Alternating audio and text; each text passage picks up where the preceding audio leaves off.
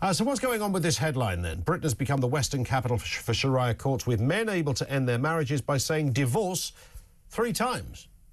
The number of Sharia courts, is also known as councils, in Britain has grown to 85 since the first began in the country back in 1982.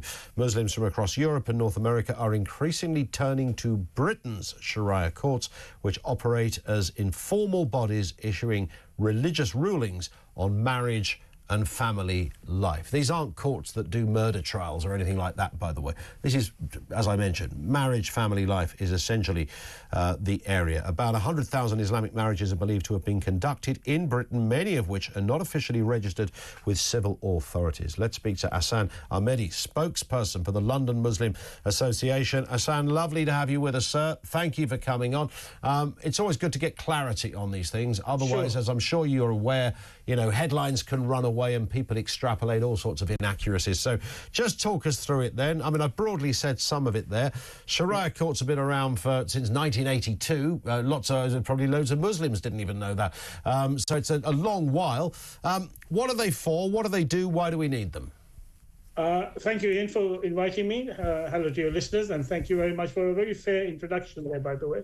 Thank you for that. You're absolutely right. These courts exist, but the thing is, it's not just Muslim courts or the Sharia courts that exist. There are Jewish courts as well. There are Sikh courts as well.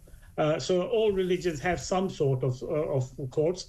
I was looking up at on the Jewish laws, and it's very similar to what the Jewish laws do. That it says that they are used for arbitration between marriages, between disputes, for marriages, divorce, and these sort of things. And the overriding factor is that they must comply within the British law, and they cannot go outside of British law. That is a must in all courts. So that is very important. I presume Sharia catches the headline for lots of people because it has all sorts of ramifications of what Sharia law is. And you only have to go to every Muslim country. If you look at the different countries, Sharia law is practiced in different ways in different countries. Sure. Some very liberal, some not so liberal. And that's how the cookie crumbles, I presume. Indeed. I mean, you're right. Obviously, you know, if you took it to Christianity, you know, even the vicar dispensing advice, vicars work as, you know, almost counsellors in many respects within communities. That also happens in that faith. What I'm sensing might be different here is that you can get married with a Sharia, via Sharia court. Is that right? You can have a legally within Islamic teachings, not legally in the land, but you can have a ceremony conducted in those courts. If you have such a wedding, or such a marriage, then it will be classified as cohabiting in Britain. It will not be recognised as a legal marriage, and cohabiting is allowed in Britain. So it will go under that. In our community, in the Ahmedi Muslim community, we will not carry out an Islamic wedding until a civil marriage has taken place, so that everything is within the law. So different communities will practice it differently, but it will be treated as cohabiting and not classified as a marriage in the eyes of the law. There is a sense, a lot of people have raised this today, Ahsan, that, you know, this heavily favours men over women. Apparently there's even a drop box on a website that asks, how many wives do you have?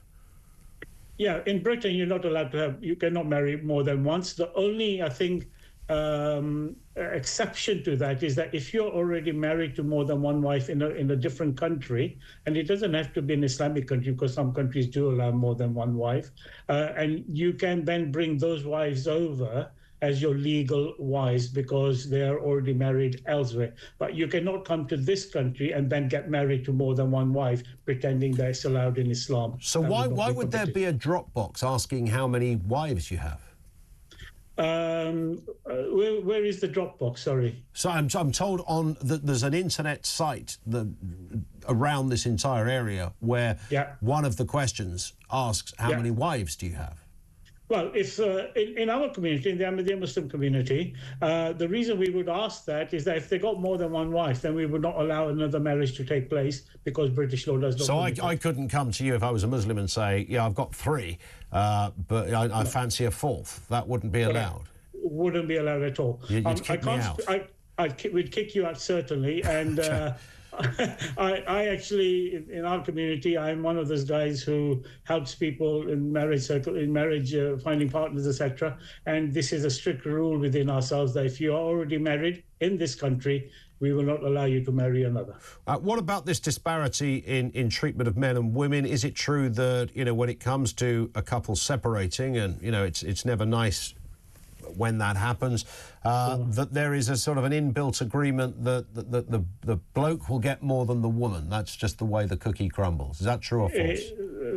Totally false. If you know, within the Islamic system, there is a dowry which is given by the man to the woman, and if there is a divorce, the man must fulfill that dowry completely at the time of the divorce. She automatically inherits half the property anyway the minute she gets married. So in Islam, inheritance law is far outweighs better for the wife than to the husband. And if you look at the divorce laws as well, in Orthodox Jewish traditions, a woman cannot divorce her husband unless the husband agrees. But in Islam, that is not the case. In Islam, a woman has equal rights of asking divorce from her husband. Why do we need any of these courts, of whatever faith it happens to be? Can we not just say, look, OK, I mean, all right, it's not a court, there's not a magistrate there, there's not a fella with a wig and one of those hammers or any of that stuff. But the idea that, you know, we look at them in this way, and they do have, obviously, within Islam, as distinct from within the rule of law, they do have sway. I mean, they are respected and they're an integral part of your faith. But does that not cause a problem in itself? Does that not divide us up a little more, Ahsan?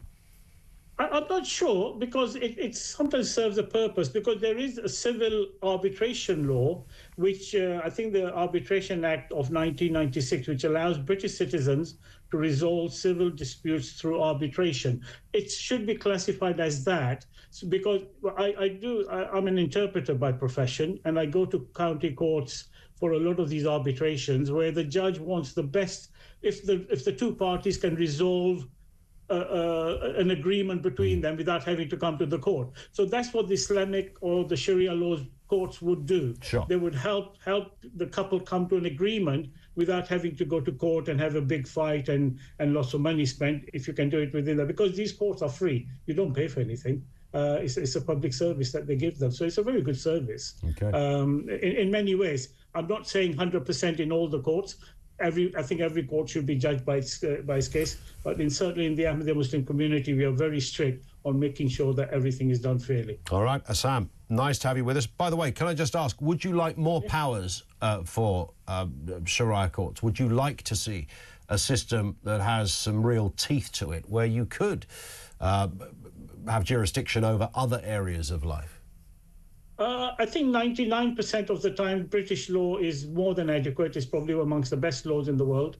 And I've lived nearly all my life. I came to this country at the age of 10, and I've been able to practice my faith freely, openly, without any hindrance, without any persecution. Why would I want it changed? There it is. Thank you. Ahsan Ahmedi, spokesperson for the London Muslim Association.